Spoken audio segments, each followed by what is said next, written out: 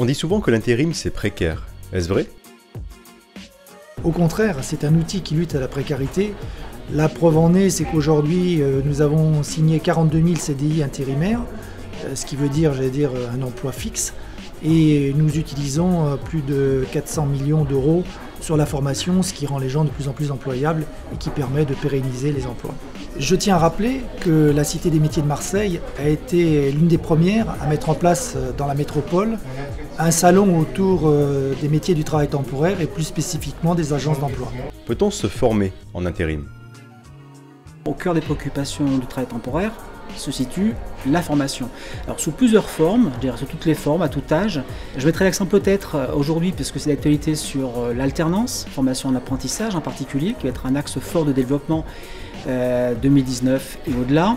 On peut retrouver également toute autre forme de formation décidée par entreprise, au travers de formations courtes, de formations plus longues, du CPF, etc. Que représente l'intérim pour Pôle emploi?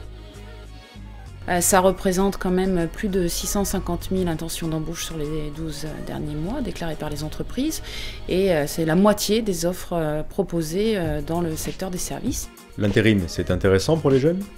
C'est une somme d'expérience qu'il peut capitaliser. C'est une capacité d'avoir un premier emploi de parcours. Et surtout, c'est avec la polyvalence qu'il va développer, de pouvoir dire ce qu'il est capable de faire, ce qu'il aime faire, et surtout aussi ce qu'il ne veut pas faire du tout. Donc l'intérim est réellement une voie royale pour le démarrage d'un parcours professionnel. Quels sont les avantages de l'intérim pour une personne suivie par le PLI? D'abord, délégation intérimaire, pour des gens qui n'ont pas travaillé depuis longtemps, indispensable pour reprendre pied sur le marché de l'emploi. Deuxième point, montée en compétences. Beaucoup de formations sont financées grâce au FAFTT.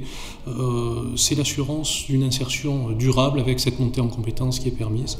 Le troisième point est finalement la résultante des deux premiers, c'est la possibilité, grâce à l'intérim désormais, d'être placé en CDI intérimaire et donc d'être durablement inséré dans le marché du travail. Quel regard porte la région Provence-Alpes-Côte d'Azur sur l'intérim? Elle a un regard soutenu. Pour quelle raison? Parce que c'est un levier fort pour l'emploi, pour la création d'emplois et pour le maintien de l'emploi. Et de ce fait, si vous voulez, nous avons des chiffres qui nous permettent de comprendre que grâce à l'intérim, l'emploi se porte bien sur la région sud.